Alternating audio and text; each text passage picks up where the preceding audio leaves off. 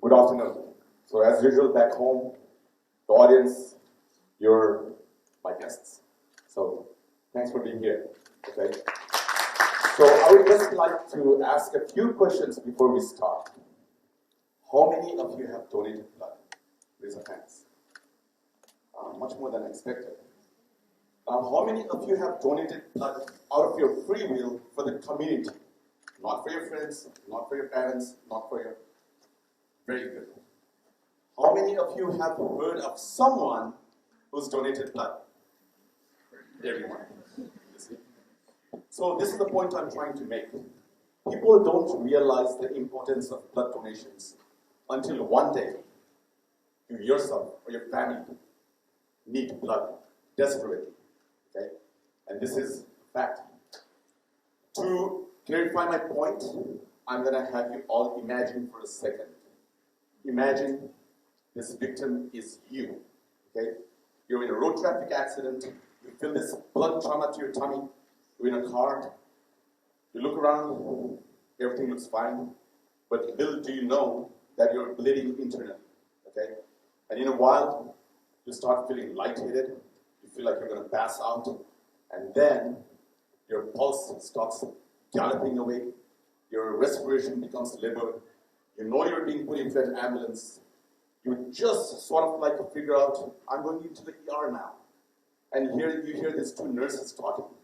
The first one says, I think he's bleeding internally. And the second one goes, oh my God, we don't have the blood stock. Okay? So this is a very real scenario. Okay? So for a healthy adult of 70 kilograms, you only need around 20% of your body or your fluids and blood to be lost before you go into hemorrhagic shock. Now, in the world, 82% of the world population, or the world countries, are in a chronic shortage of blood. 82%, right? It takes 1% of the world population to donate blood to maintain the minimum that you need for medical supplies. And sadly, in many countries, it's only 0.4% that donate. Also, the WHO estimates that only 10 to 20 units of blood in every 1,000 people in a year. How sad is that, right? Every year, 5 million people die from accidental or non-accidental causes. Out of those, 1/3 of the people will die within the first 48 hours because of some sort of blood loss. We could save 16% of those people if we have effective blood donations. Okay? So this is just the data. And now I'm going to give you my little stories. I'm Dr. Maskay. I work in United Family Hospital as a surgeon, and I'm also the founder of Bloodline. Bloodline is a charity dedicated to community give back through blood donations. My story starts when I was like my daughter's age, maybe 6, 7. I used to follow my dad, who was a doctor, a chest specialist, to his work. I realized as I sat on the side that he would charge some patients, but other patients would not charge them. In fact, we'd go down to the pharmacy, we'd buy medications for them, and send them home, all for free.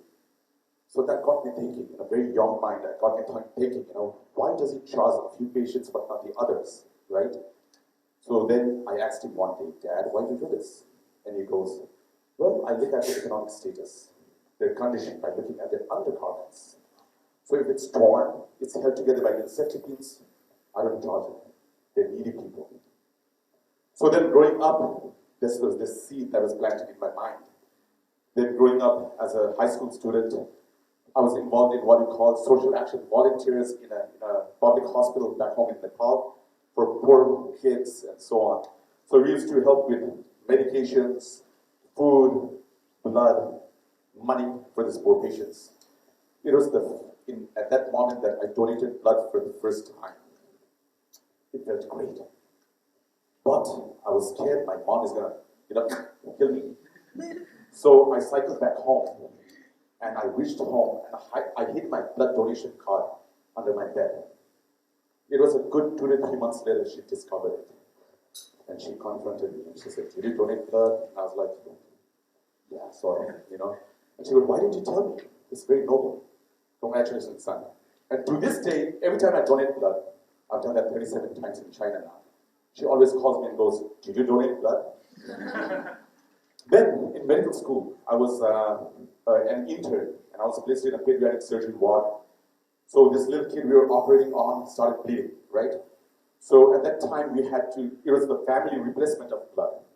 So we asked the parents to come by, and I looked at them, and they were like underweight, right? I could look at the status, and it's like, they won't be able to donate. So I asked my teacher, "Can I?" So I went down to the blood bank, donated blood, came back up, scrubbed into surgery again. And the feeling was amazing. So I knew I had a mission in life at that time, okay? Now my journey continued into China. I came into China 20 years ago, and after 7 years, I just come out of surgery in my hospital. There was this big signboard that said, "Blood donation camp today." So I walked in, donated blood, felt very good, clean, you know, and the Shanghai Blood Center people came and talked to me and said, "Do you want to volunteer?" I said, "Absolutely, yes." I didn't know at that time, apparently that day I was the first donor to go and donate blood. Just come out of surgery, right? So, and then that's how it started. And with the activities of the Shanghai Blood Center, I was involved in one public awareness campaign in People's Square, just trying to get signatures from people. And I saw the apprehension, the fear of people just trying to donate blood. My mind was made. You know, I am going to make a change. In a small way, in the ways I can, I am going to make that change, right? Then there was a good number of years later, actually 7 years ago, there was a French girl visiting Shanghai, and she had come here to visit her boyfriend. They were involved in a road traffic accident. She, again, the same example, had a blunt trauma to her abdomen, you know. She was taken to a local hospital, sent back home. Next day she came to our hospital, and she was bleeding out internally. To make it worse, she was O negative. Now you have to understand, in China, negative blood type, only 3 in 1,000 people. Very rare, okay? So rightfully it's called panda blood. So just going into surgery, I called my circle of friends and said, "If you're O negative, please share the news. Please come, donate for this girl." So we were in surgery, and during the surgery, my phone kept on ringing and ringing and ringing, to a point I had to assign a nurse to respond to these calls. I had over 80 calls that day. So I thought, wow, the world is beautiful. You know, there's still humanity in this world. So why not do something and create a group of our own? So that's exactly what we did. And thus was the birth of Bloodline. Okay?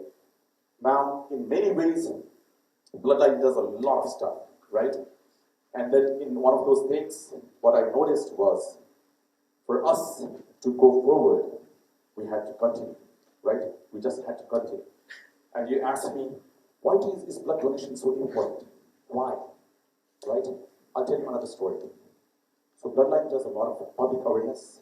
It also does appeals for emergencies and, you know, big community blood drives. So in one of those big community blood drives for children with cancer, we're in Puto district, the children's hospital. So we went up to the leukemia ward, dressed in our teddy bears, singing for the children, giving them teddy bear toys and little, you know, candies and so on. And then after it all ended, as we were wrapping up, a mother came up to us. She had a child that was hardly like a year old. And she said, the doctor has given this child a few more months. But in this very short, you know, life of my child, this is perhaps the most fun day.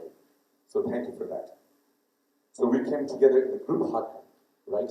And then that was it. It was amazing.